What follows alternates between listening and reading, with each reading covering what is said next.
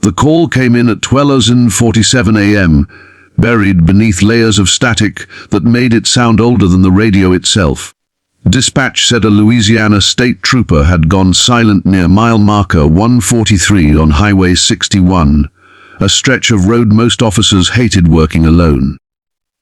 The highway cut through miles of swamp where the trees leaned inward, and the water sat black and still, hiding whatever lived beneath its surface. Trooper Evan Broussard acknowledged the call, though unease had already settled into his chest. Radios failed out there. People did too.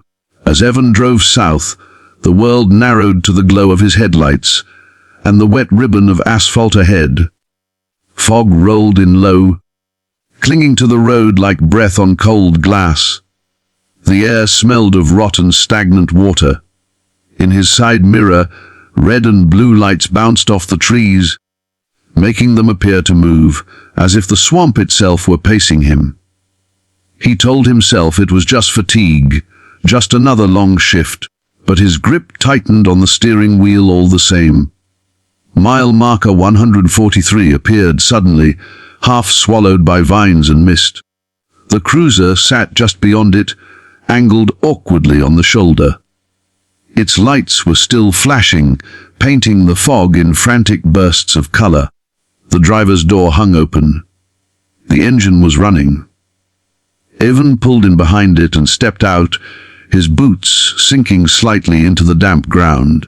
He called out, his voice sounding thin and small as it vanished into the trees. No answer came back. He approached the cruiser slowly.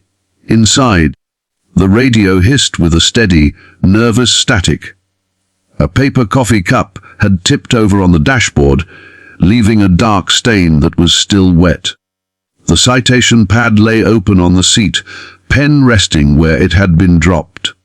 The last line ended in a jagged scratch, the handwriting breaking off mid-word. Evan swallowed hard. Troopers didn't abandon scenes like this. Not without a reason. The fog thickened as he circled the vehicle. His flashlight beam cut through it in short, useless bursts, revealing nothing but trunks, moss, and shadows that refused to stay still. That was when the radio crackled. Not his, this one. The abandoned cruiser's radio spat out a voice so faint he almost missed it. "Unit 103, do you copy?" Evan froze. He recognized the voice immediately. Trooper Landry, the man who had been assigned this sector.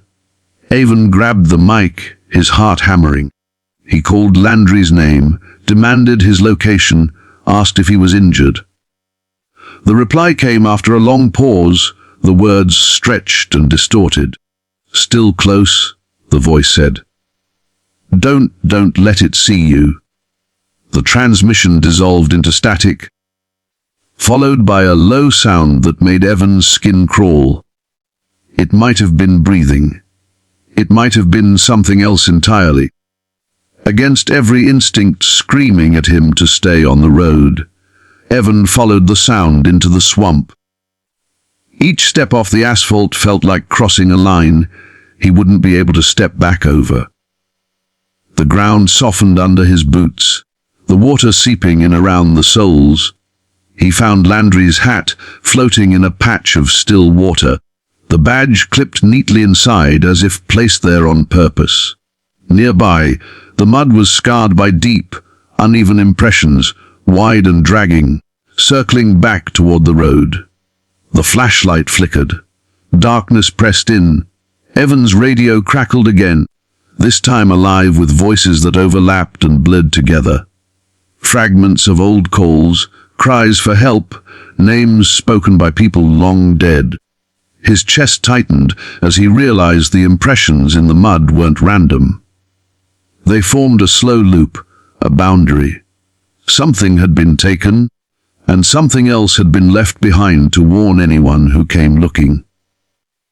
The cruiser's lights suddenly went dark. Silence fell so heavy it hurt his ears. Evan stood frozen, breath fogging the air, listening. Footsteps sounded behind him, wet and deliberate. stopping just close enough that he could feel warmth at his back. He turned, flashlight shaking in his hand, but the beam showed only empty fog and crooked trees. Then a voice spoke beside his ear, clear and calm. The radio call came through just after 2 a.m., slicing through the quiet of the station like a blade. It wasn't routed through dispatch, didn't carry a call sign, and didn't follow protocol. It was simply a voice, strained, urgent, and unmistakably afraid. "State Trooper, please, I need help."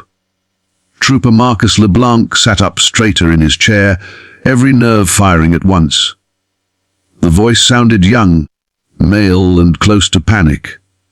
Before Marcus could respond, the transmission cut to static.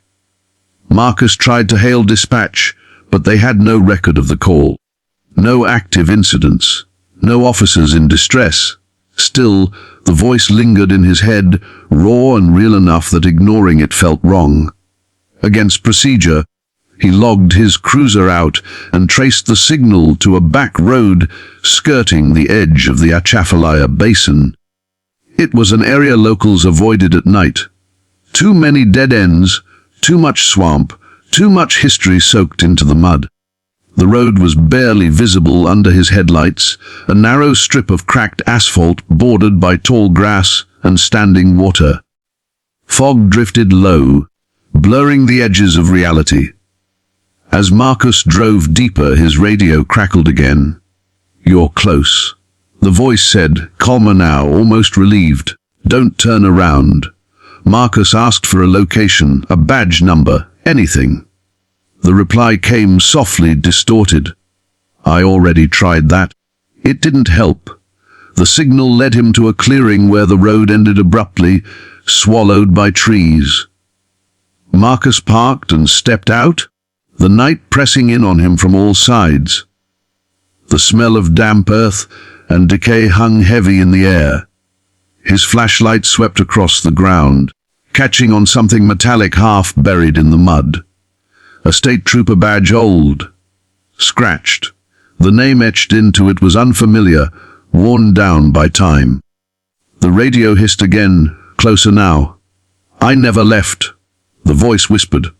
Marcus felt his pulse spike. He demanded to know where the officer was, whether he was injured. Silence followed, thick and suffocating. Then the flashlight flickered, and for a split second, Marcus saw movement between the trees. A shape that looked almost human but wrong in its stillness, as if it were waiting to be noticed.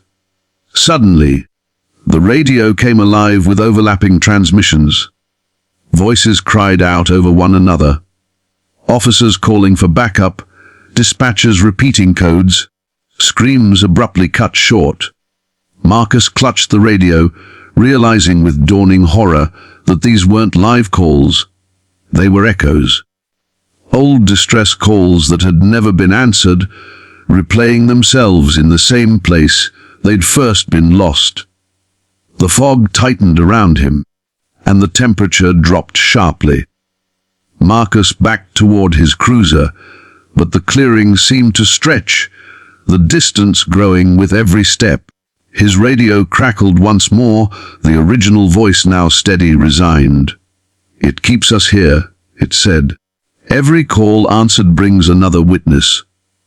Marcus felt something brush past him, cold and heavy, like water moving against his legs. He spun around, flashlight beam shaking, but saw only fog and the faint outlines of trees.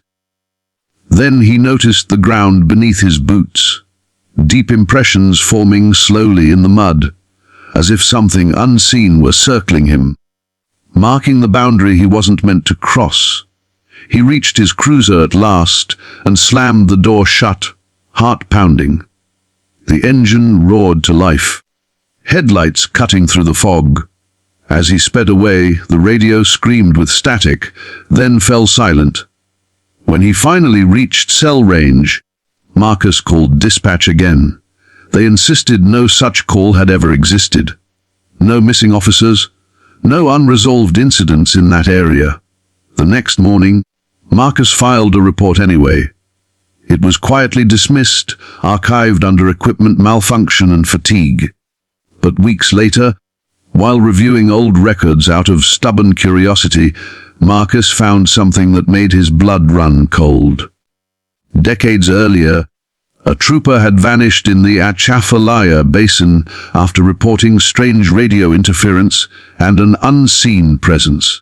His final transmission ended mid-sentence. No body was ever recovered. The transport should have been routine. Trooper Daniel Thibodeaux had done it hundreds of times. Pick up a suspect from a small parish jail, drive the long, quiet highway back toward Baton Rouge, paperwork waiting at the end. The man in the back seat was silent, hands cuffed behind him, head lowered so his face stayed hidden in shadow. Arrested for trespassing near an old plantation deep in the bayou. He hadn't resisted, hadn't spoken, hadn't even asked where he was being taken. That alone unsettled Daniel more than any shouting ever could. The night pressed in as Daniel drove, swamp water glimmering faintly beyond the road. Spanish moss swayed in the headlights like slow, moving figures. The radio played low, a country station fading in and out with the signal. Every few miles, Daniel glanced in the rearview mirror. The prisoner never moved. He sat unnaturally still, as if breathing were optional. At one point, Daniel caught his own reflection instead and felt a flash of relief he didn't fully understand. Somewhere near a stretch of road locals called Devil's Bend, the temperature inside the cruiser dropped sharply. Daniel rubbed his arms, checking the vents, but the air conditioning wasn't on. A soft sound came from the back seat then, a whisper so faint it barely registered. Daniel asked if the prisoner needed something. No response. When he looked again in the mirror, the man's head was raised slightly, though Daniel could still not see his eyes. The radio crackled without warning. Not dispatch, just static, followed by a brief, distorted phrase that sounded like a name. Daniel's name. He reached to adjust the volume, his pulse quickening. The whisper came again, closer this time, right behind his ear. "You shouldn't have stopped there." Daniel slammed the brakes, heart pounding, and spun around with his flashlight trained on the back seat. It was empty. The handcuffs lay neatly on the seat, still locked. No broken restraints, no open doors. The cage between the front and back was intact, bolts tight, metal unmarred. Daniel stepped out into the night, shouting commands that echoed uselessly into the swamp. His boots sank into wet earth as he circled the cruiser, flashlight beams slicing through fog that hadn't been there moments before. There were no footprints, no disturbed brush. It was as if the man had never existed. Daniel called for backup, his voice shaking despite every effort to stay calm. Dispatch acknowledged, but their questions only deepened the fear knotting in his chest. They had no record of a prisoner matching the description. No trespassing arrest, no pickup logged from the parish jail. Daniel insisted he'd signed the transfer papers himself. Dispatch asked him to remain at the scene. While he waited, the radio began to whisper again. Not words exactly, but fragments of sound that felt intentional. Images pressed into Daniel's mind, without permission, a rope hanging from a tree, shallow graves swallowed by mud, men in uniforms long outdated standing silently at the roadside. The fog thickened until the cruiser's lights felt weak and distant, like candles about to be snuffed out. Something shifted behind him. Daniel turned slowly, every muscle screaming. For a split second, he saw a shape in the back seat again, not solid, not fully there, but watching him. Its face seemed to stretch and blur, features rearranging themselves like reflections on water. Then it smiled, and Daniel understood with sickening clarity that the thing had never been a prisoner. It had been riding along, waiting to be acknowledged. Backup arrived to find Daniel crouched beside his cruiser, weapon drawn, eyes wide and unfocused. He was alone. No sign of a second person. The handcuffs were gone. The back seat was empty and cold to the touch. The report that followed was quietly buried, chalked up to stress and exhaustion. Daniel was placed on leave. He resigned weeks later,